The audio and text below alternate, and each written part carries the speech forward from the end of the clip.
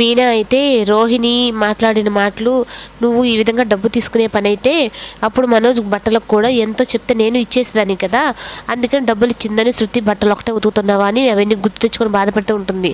ఈ లోపల బాలు అయితే ఇంటికి వచ్చిన తర్వాత మళ్ళీ పనులు చేస్తున్నావా అంటే, ఇంక నేనేం పనులు చేయగలను, ఇవే కదా పనులు చేయగలను అని మాట్లాడుతూ ఉంటుంది. నువ్వు మాట్లాడితే నాకు ఏం అర్థం కావట్లేదు మీనా అని చెప్పానంటే, మీ తమ్ముడు భార్య ఈ విధంగా నేను ఇంట్లో పనిచేసి తన బట్టలు ఉతికిందనగా నాకు డబ్బులు ఇచ్చింది, నాకు మొదటి జీతం వచ్చింది అని అంటే, నువ్వు మొహం మీదే అడగలేవా, ఇంత మెత్తగా ఎలా ఉంటావు అని అంటే, ఏం చేసేది ఇప్పుడు మొహం మీద మాట్లాడకుండా ఉంటేనే ఇంట్లో నుంచి ఉండనివ్వటం లేదు, ఇంకా అలా కూడా చేస్తే ఇంకా ఇంట్లో ఉండనిస్తారా అని చెప్పని మాట్లాడుతుంది.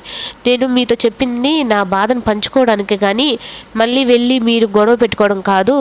ఆ అమ్మాయి ముందే మీ తమ్ముడు భార్య, అప్పుడు నేనే ఇంట్లో గొడవలు పెట్టిన దానిలాగా అవుతాను అని చెప్పని అంటుంది, బాలుతో అంటుంది. ఈ డబ్బులు తీసుకెళ్ళి మీరు రవికి ఇచ్చేసేయండి, శృతి దగ్గర ఇవ్వకండి, ఇట్లా అని చెప్పకుండా ఇచ్చేసేయండి, అప్పుడు మళ్ళీ వాళ్ళిద్దరు గొడవలు వేసుకుంటారు, దానికి కూడా కారణం నేనే అని అనుకుంటారంటే, ఇంకా బాలు అయితే మీనా గురించి బాగా ఆలోచించి ఉదయానికల్లా అయితే ప్రభా ఇంకా పని చేయకుండా ఇంట్లో నేను ఒక్కటే ఉంటున్నాను, సంపాదించడం లేదని చెప్పని అంటుంది కదా అని ప్రభావతి పేరు మీద పూల కొట్టు అని చెప్పనని పెట్టి దాంట్లో కొన్ని పూలన్నీ పెట్టేసి ఓపెనింగ్కి అయితే అందరినీ పిలుస్తాడు.